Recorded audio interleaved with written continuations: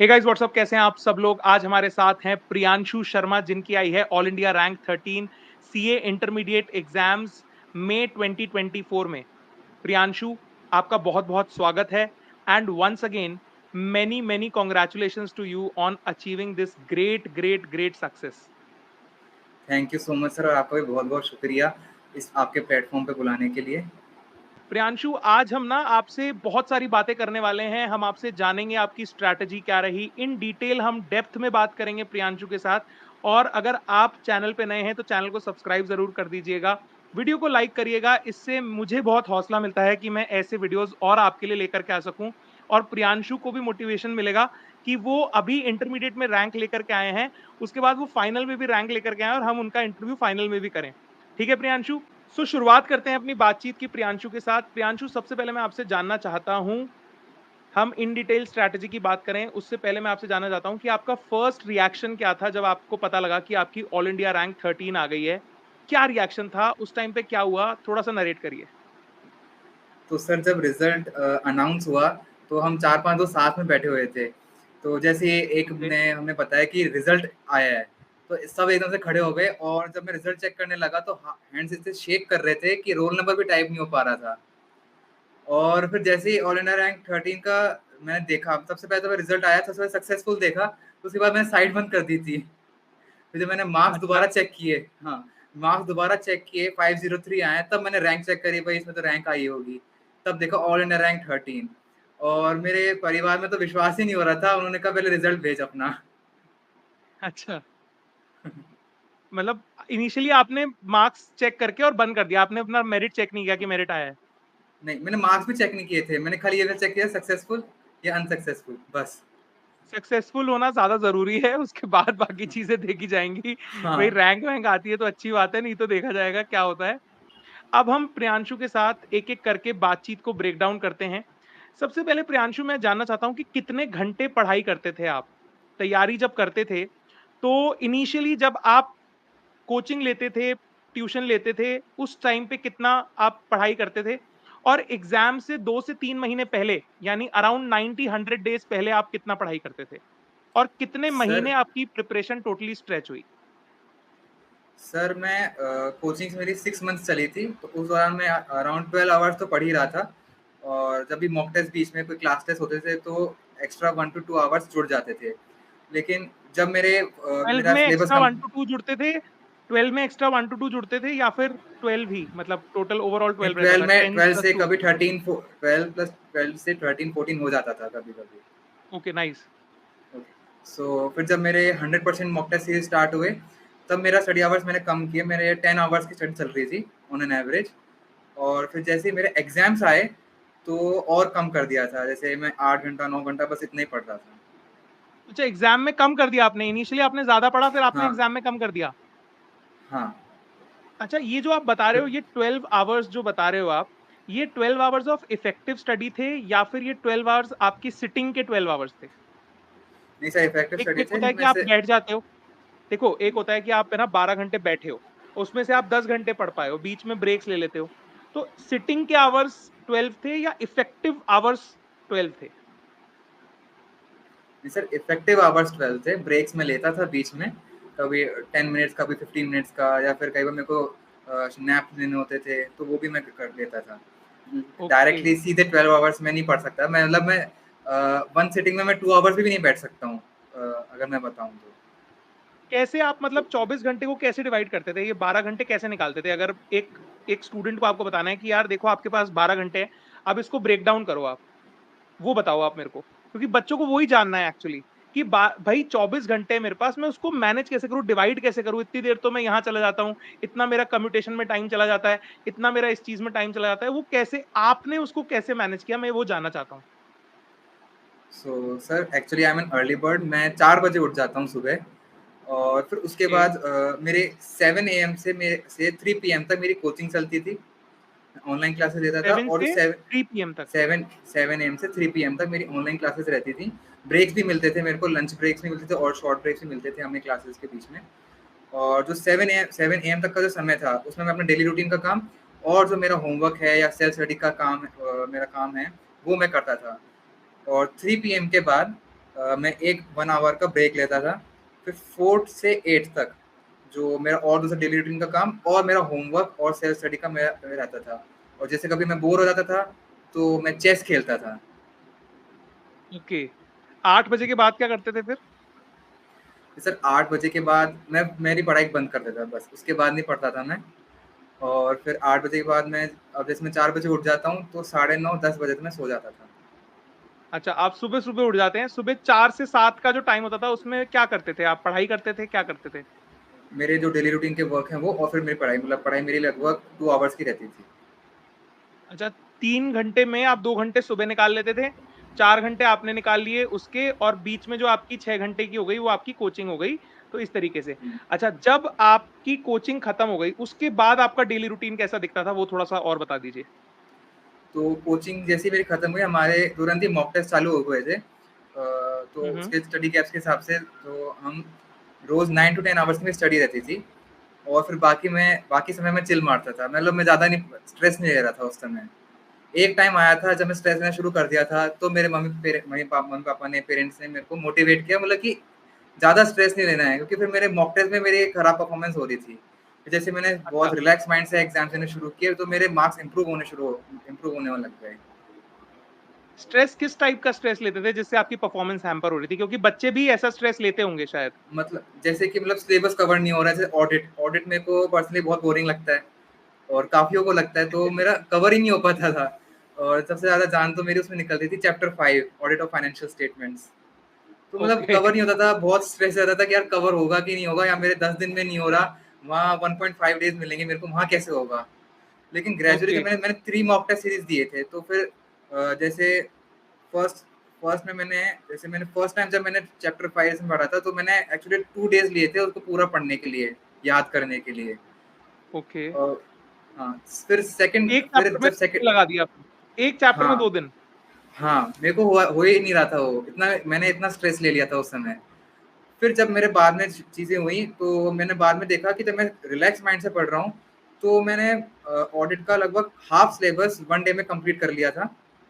Beautiful, और nice. फिर second half मैंने सेकंड डे में, जब मेरे 2 डेज़ की मॉक टेस्ट सीरीज़ चल रही थी, 3 डेज़ की मॉक टेस्ट सीरीज़ चल रही थी।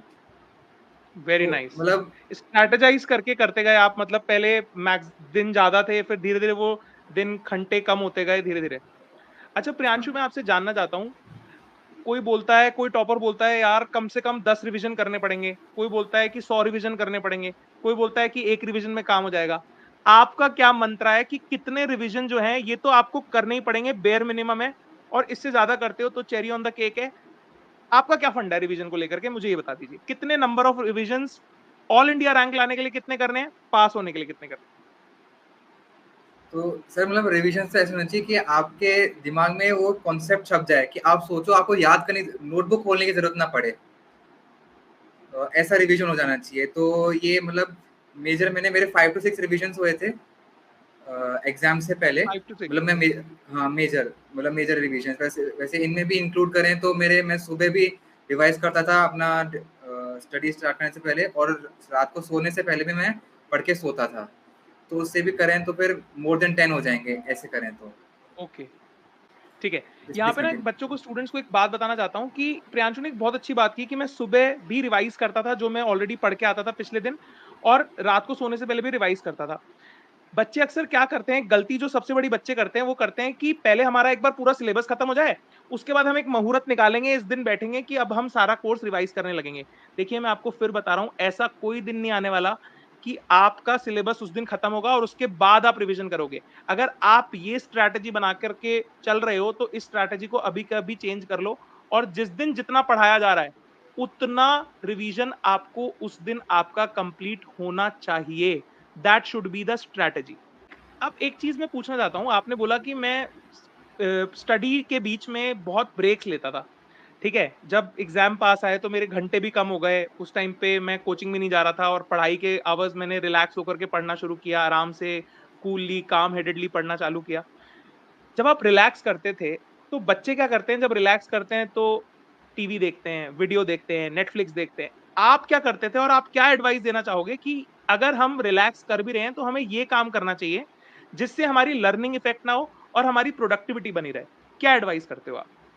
सर जब हम ऐसे हम ब्रेक्स लें तो जैसे टीवी देखना तो फिर वो कोई ब्रेक नहीं होता, वो हमारे फिर आंखों पे स्ट्रेस पड़ता ही है।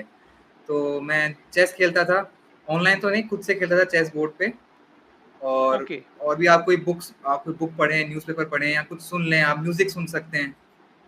और ओके, टीवी मैं भी देखता था, लेकिन जैसे पढ़ाई करी तो उसके ब्रेक के बाद जब मेरी पढ़ाई कंप्लीट हो चुकी है उसके बाद मैं अपने टीवी देखता था या कोई सीरीज देख रहा हूँ।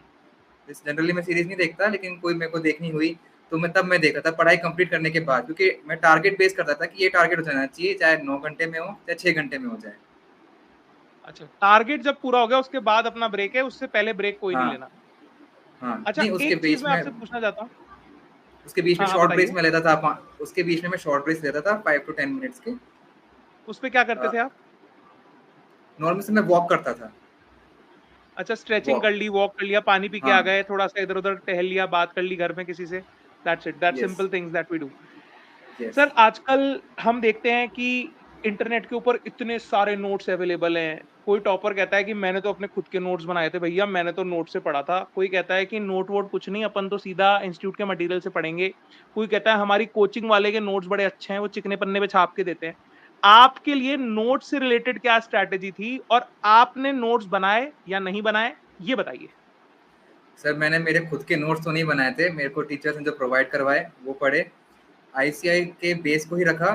जैसे नोट्स में जनरली हम आईसीआई की लैंग्वेज को अपने अंदर नहीं ले सकते, मतलब राइटिंग प्रैक्टिस में नहीं उतार सकते।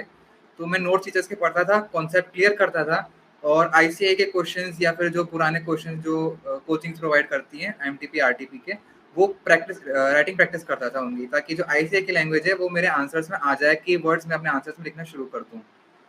तो ऐसे में मैंने ना कोई इंटरनेट पे नोट्स लिए, ना कोई दूसरी बुक्स रेफर करी।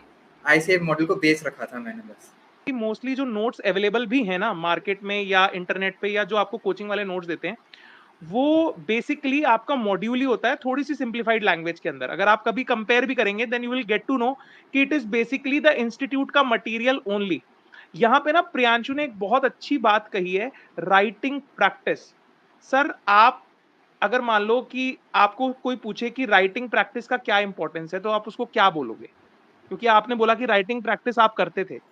तो आप बच्चे अक्सर हिचकिचाते हैं, घबराते रहते हैं कि राइटिंग लिखना नहीं है यार, पढ़ लेंगे हम तो, क्वेश्चंस की ऑडिट कर लेंगे, प्रैक्टिकली सॉल्व नहीं करेंगे। उसके लिए क्या कहते हो आप? तो सर राइटिंग प्रैक्टिस तो मैंने भी 10th से स्टार्ट किया था। मेरे 10th में हमारी काउंसलिंग हुई, तो हमें बताया था कि आप जितने सेंसेस से आप पढ़ सकते हो उतने से पढ़ो। आप जब केवल रीड करते हो तो आप केवल देखते हो, लेकिन आप देखो, बोलो, सुनो और सबसे ज्यादा लिखो, तो बहुत जल्दी आपको वो चीजें याद होंगी। तो मैंने मेरी ये 10th से स्टार्ट करी थी, उससे पहले भी मैं भी राइटिंग प्रैक्टिस नहीं करता था। मैंने 10th में स्टार्ट करी, 11th और फिर कंटिन्यू रखी है writing practice, specially in theoretical subjects, क्योंकि वो मेरे वीक पॉइंट्स रहे हैं। Very nice. प्रियांशु, अब मैं आपसे पूछना चाहता हूं कि आपने तैयारी कर ली, आपने बता दिया आप कैसे पढ़ते थे, आपका दिन कैसा दिखाई देता था, वो सब आपने हमने आपसे पूछ लिया। एग्जाम से पहले का जो 1.5 दिन है, उसमें क्या माइंडसेट रहता था और उसमें क्या तैयारी रहती थी, वो बताएं बहुत डिटेल में। सर एग्जाम से पहले सबसे पहले तो नर्वसनेस, अपने खुद को नर्वस नहीं होना है। और नर्वसनेस जब नहीं आती जब आपने मॉक टेस्ट दिए हों। तो सर 3 मॉक टेस्ट देने के बाद मेरे में बिल्कुल नर्वसनेस नहीं थी, क्योंकि मेरे को पता था पेपर वैसे ही आएगा। हो सकता है 1-2 क्वेश्चंस ऊपर नीचे कोई एक्स्ट्रा आ जाए, हार्ड आ जाए, उससे ज़्यादा कुछ नहीं हो सकता। तो नर्वसनेस नहीं रखी, और इतने रिविजन्स हो चुके थे, तो मेरा 1.5 डेज़ में सिलेबस भी बहुत आसानी से कवर हो जाता था, बिल्कुल रिलैक्स माइंड के साथ। और जो 1.5 डेज़ का गैप होता था, मतलब उसमें आप मिनिमम स्टडी आवर्स रखें, और जो मैं स्लीप लेता था वो भी पूरी 8 आवर्स की लेता था। वैसे जनरली जब मैं ले सोता हूँ तो मैं 6 आवर्स ही सोता हूँ, लेकिन उस दिन मैं 8 आवर्स सोया था, ताकि मेरे को एग्ज़ाम के दौरान नींद ना आए। तो ये बहुत इम्पोर्टेंट रहता है, मतलब कि आपको रिलैक्स रखना है खुद के माइंड को एग्ज़ाम से पहले। बिल्कुल नहीं सोचना है कि क्या ये पेपर आएगा, हो पाएगा कि नहीं हो पाएगा। जितना हो रहा है अच्छे से करना है, ओके, क्योंकि वो प्रियांशु 3 मैं एक आवर्स चीज मैटर जानना करते चाहता हैं। हूँ। ओके, अल्टीमेटली वो 3 आवर्स मैटर करते हैं। मैं एक चीज जानना चाहता हूँ, एक टॉपर के दिमाग में जब वो पेपर देने जा रहा होता है, जब वो जंग के मैदान में जा रहा होता है और जब वो पेपर को अटेम्प्ट कर रहा होता है, एक टॉपर के दिमाग में क्या चल रहा होता है? सर एग्ज़ाम से पहले तो हम खुद को भी टॉपर नहीं समझते, हम भी उसी का हिस्सा होते हैं, जो उन्हीं उसी क्राउड का हिस्सा होते हैं। तो सब एग्जाम दे रहे हैं। टॉपर तो बाद में रिजल्ट आता है तो पता चलता है कौन क्या है। तो एग्जाम से पहले बस मैंने वैसे वही कहा, नर्वसनेस नहीं रखी थी मैंने, रिलैक्स माइंड में था। और मैंने ये भी था कि जो भी क्वेश्चन आए पहले क्लियरली उसको पढ़ूंगा, क्वेश्चंस को अटेम्प्ट करूंगा, 1 मिनट में उसको इंटरप्रेट करूंगा, नहीं आया तो मूव टू नेक्स्ट क्वेश्चन। मैं उस पर टाइम बर्बाद नहीं करूंगा, 1 to 2 मिनट्स में इंटरप्रेट करूंगा, हुआ तो अच्छी बात है, नहीं तो नेक्स्ट क्वेश्चन। वरना क्योंकि 5 मार्क्स के क्वेश्चन के लिए मैं 10 मिनट्स खराब करूँ, कोई मतलब कोई वैलिड पॉइंट नहीं है ये। बिल्कुल इसके सही चक्कर में बात मेरा को 15 मार्क्स का क्वेश्चन छूट जाएगा।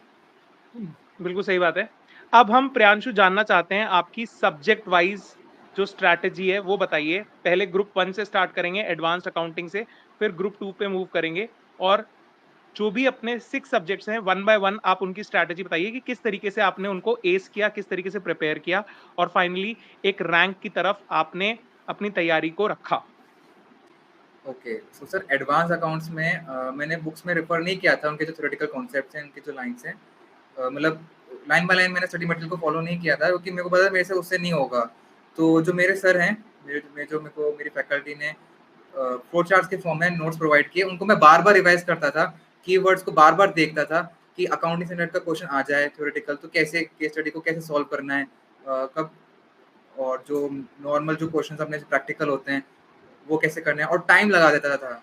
एक स्टॉप वॉच या टाइमर जो भी, जैसे कोई अगर 15 मार्क्स का क्वेश्चन है तो मैं 20 मिनट 15 to 20 मिनट्स उसको दूंगा। ज़्यादा जाता है तो मैं देखूंगा किस एक्सटेंट तक जाता है वो। इससे मैंने स्पीड पे भी कंट्रोल किया, एक्यूरेसी पे भी इससे मेरा काम हो गया वेरी एडवांस नाइस। अकाउंट्स के अंदर। Second subject. Taxation, so sir taxation मैंने जैसे बताया मैंने बुक फॉलो नहीं करी थी, क्योंकि मैं वो कंप्लीट नहीं हो पाती मेरे से।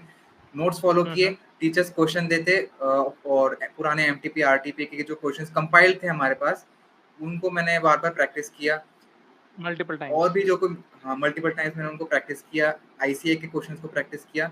और जो मॉक टेस्ट के दौरान कभी मेरे को कोई नया क्वेश्चन मिलता था तो उसका कॉन्सेप्ट में जाके स्टडी मटेरियल में रेफर करता था, पढ़ता था कि कहाँ मैं छोड़ दिया हूँ।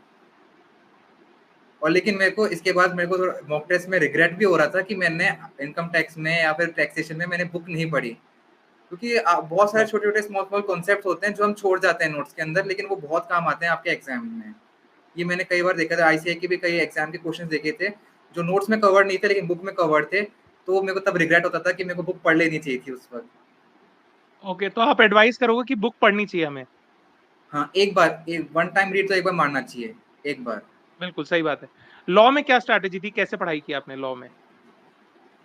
लॉ में स्ट्रेटेजी सर, मेरे नोट्स को मैं रेफर कर रहा था मेरे सर के, और जो आईसीआई के जो एग्जांपल्स हैं वो बहुत इंपॉर्टेंट होते हैं, जो बीच में जो ब्लू बॉक्स के अंदर आते हैं बहुत इंपॉर्टेंट होते हैं, उनको छोड़ना नहीं चाहिए, उनमें से क्वेश्चन बन जाते हैं कई बार ओके। उनको। और आईसीआई के जो पीछे एमसीक्यूज दे रखे हैं और जो भी और अदर क्वेश्चन है उनको फॉलो करना है। और जो सेक्शंस हैं उनमें ना तो मैंने टैक्स में याद किए थे ना लॉ में याद किए थे, मॉक टेस्ट के दौरान प्रैक्टिस करते हुए कभी याद हो गए तो अलग बात है, वैसे मैंने कभी जोर नहीं दिया कि उनको याद करूं, कि उनके मार्क्स नहीं लगते हैं। वरना अगर आप सेक्शन गलत लिख दो, भले ही आपके प्रोविजन सही है, तो आपका पूरा क्वेश्चन रॉन्ग हो जाएगा, आंसर रॉन्ग हो जाएगा, आपने जो ये पूरा ना, लिखा है। ये इतनी इतनी बड़ी बात यहाँ पे प्रियांशु ने कही है। 2-3 बातें मैं फोकस करना चाहूंगा। सबसे पहले, एक ही मटेरियल को मल्टीपल टाइम्स पढ़ना, राइटिंग प्रैक्टिस करना, सेक्शन के ऊपर ध्यान नहीं देना, प्रोविजन के ऊपर ध्यान देना। मैं बोल बोल के थक गया हूं बच्चों को। बच्चे समझते नहीं है, उनको लगता है कि सेक्शन याद करना मतलब हमारे को एक्स्ट्रा मार्क्स मिल जाएंगे। भैया कोई एक्स्ट्रा मार्क्स नहीं मिल रहे हैं। टॉपर ऑल इंडिया रैंक 13 बोल रहा है आपके सामने बैठ करके, आपको समझना चाहिए। राइट। अब आ जाते हैं हम ग्रुप 2 की बारी। ग्रुप 2 में आप किस तरीके से काम करते थे? सर फर्स्ट सब्जेक्ट में कॉस्ट लूंगा, कॉस्ट में वही मैंने जो एडवांस अकाउंट्स में मैंने जो प्रैक्टिस फॉलो करी, मैं टाइम वेस्ट करता था अपने सारे क्वेश्चंस को सॉल्व। जब मैंने फर्स्ट टाइम अटेम्प्ट किए क्वेश्चंस को, तब कई क्वेश्चन 15 मार्क्स से भी ऐसे होते थे, मैं कई बार 30 मिनट्स ले रहा हूँ उसको करने के लिए।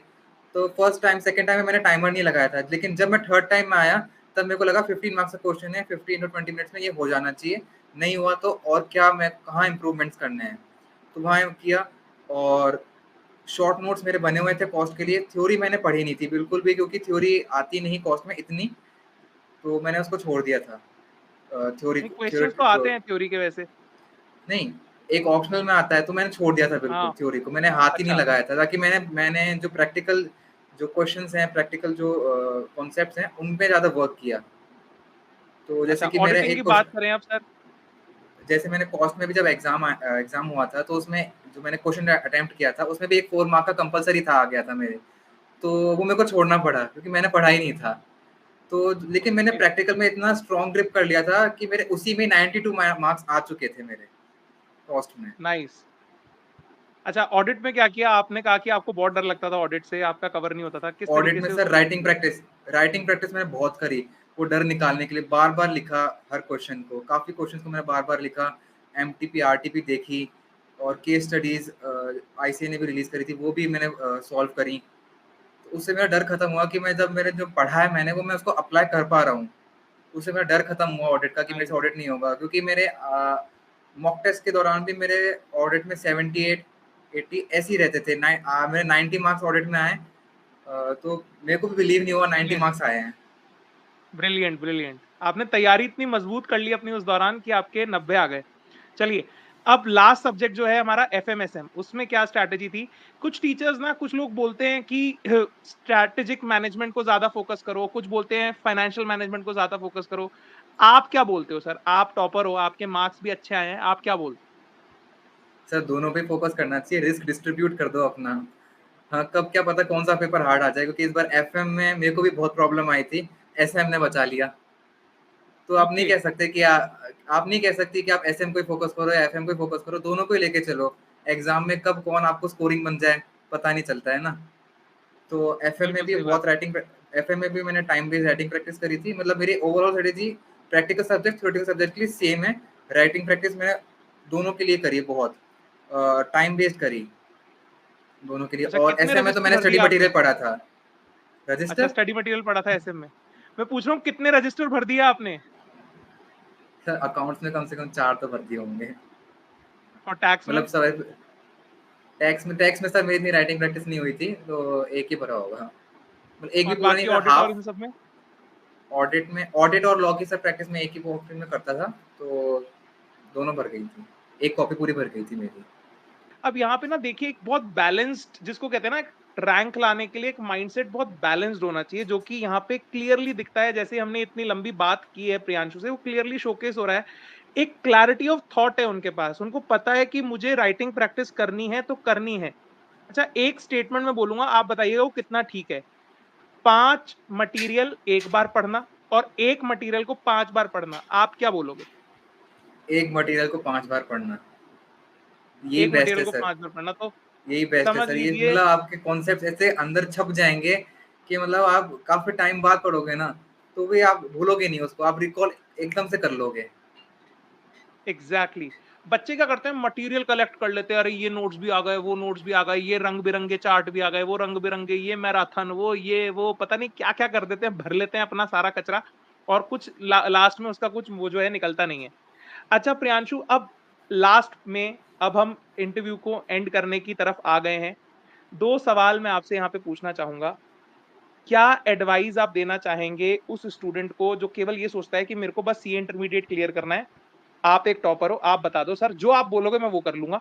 एक तो ये, और दूसरा मेरा सवाल है, एक बच्चा है वो बोल रहा है कि सर मेरे को सी इंटरमीडिएट में रैंक लानी है, आपसे एडवाइस लेने आया है, क्या दोगे? एक नॉर्मल स्टूडेंट को जिसको केवल पास होना है, और एक जिसको रैंक लेकर के आनी है, क्या एडवाइस दोगे? दोनों के बारे में बता दीजिए। सर कंसिस्टेंसी तो स्टार्टिंग से ही रखनी है, बार बार आप रिवाइज करते रहो। अब ये नहीं कि आप जैसे एक मैंने कुछ चैप्टर 1 मंथ पहले पढ़ा, तो अब मेरा जब सिलेबस हो जाएगा तभी मैं उसको रिवाइज करूंगा, नहीं, उसको आप दोबारा रिवाइज कर लो, वरना तब तक तो आप सारा भूल जाओगे। मैंने लॉ में ऑडिट में ऐसे ही किया था, ताकि जिससे मेरे आगे मार्क्स मेरे इंप्रूवमेंट आए। लॉ में बार बार हर संडे को रिवाइज करता था, ऑडिट भी मैं हर संडे को मैं रिवाइज करता रहता था, ताकि मेरे कॉन्सेप्ट क्लियर रहे हमेशा, मैं भूलूं नहीं उनको। और जैसे प्रैक्टिकल सब्जेक्ट्स है वो तो मेरे दिमाग में वो रहते ही थे, क्योंकि मेरे प्रैक्टिकल थोड़ा स्ट्रांग है। और उसमें मैंने पहले से वर्क कर रखा था, मेरे 11 से ही मैंने स्टार्ट कर दिया था मेरे प्रैक्टिकल सब्जेक्ट्स को स्ट्रांग करने में। तो यही मतलब दोनों को सेम एडवाइस रहेगी। अब फिर वो अपनी सेल्फ स्टडी के ऊपर रहता है कि आप कितना उसको डेडिकेटेडली फॉलो करते हो। तो वही रैंक और एक केवल पास आउट में फर्क रह जाता है। अच्छा प्रियांशु, लास्ट क्वेश्चन मैं आपसे बोलूंगा, सेल्फ स्टडी वर्सेस कोचिंग, किसको ज्यादा प्रायोरिटी देते हो? आपकी सक्सेस में किसका रेशो ज्यादा है? सर सेल्फ स्टडी को मैं 60% दूंगा, और कोचिंग को 40%, क्योंकि सर कोचिंग में आप कॉन्सेप्ट समझते हो और आपको प्रॉपर गाइडेंस भी मिलती है कैसे पढ़ना है, क्या स्ट्रेटेजी है आपके पढ़ने की क्या रहेगी। लेकिन जब तक आप खुद से नहीं करोगे, आप खुद से रिवाइज नहीं करोगे या फिर केवल मैराथन ही देखते रहोगे, आप आपके दिमाग में कॉन्सेप्ट नहीं आने वाले। वो एक बार के लिए आ जाए लेकिन बाद में नहीं रहने वाले आपके दिमाग में। तो मतलब आपको सेल्फ स्टडी ज़्यादा से ज़्यादा करनी है। मतलब आपका कोचिंग का टाइम है तो उसके बाद भी आप एटलीस्ट 2 टू 3 आवर्स निकालो, आपकी सेल्फ स्टडी हो जाए। और संडे बर्बाद ना करके अपनी सेल्फ स्टडी कम से कम 5 आवर्स की आप रख सकते हो। बाद में आप एन्जॉय करो। अच्छा। अच्छा सर, एक जेन ज़ी को क्या एडवाइस देंगे जो आजकल इतने ज़्यादा मतलब इतना उनके सामने चीज़ें हैं, फ़ेसबुक है, व्हाट्सऐप है, स्नैपचैट है, कैसे बचना है इससे? इसके बारे में एक एडवाइस दें और फिर एक एक सवाल और पूछूँगा लास्ट। सर सोशल मीडिया पे तो मैं बिल्कुल सीए इंटर में बिल्कुल एक्टिव ही नहीं था। मैं दूर रहा क्योंकि मैंने स्टार्टिंग से सोशल मीडिया पे कोई अकाउंट था ही नहीं मेरा। तो मैंने सीए इंटर क्लियर करने के बाद लिंक्डइन और ट्विटर पे अकाउंट बनाया है।